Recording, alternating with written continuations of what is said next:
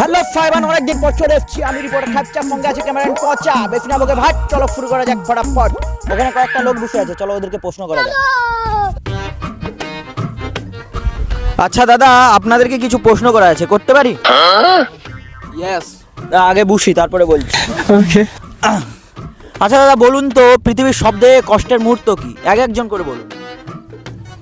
যখন খুব জোর হাগা পায় সেই সময় যখন গার্লফ্রেন্ড কল করে দেয়, খুব কষ্টের মুহূর্ত।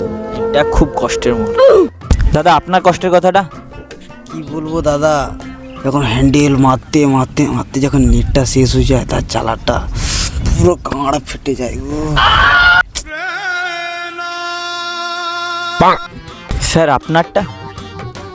হাগতে যা যখন বিড়িটা নিদে যায়, তখন সেই যে কষ্টটা আছে, অসাধারণ কষ্ট, তোমাকে বলা বুঝাইতেই পারবো নি গো মানা।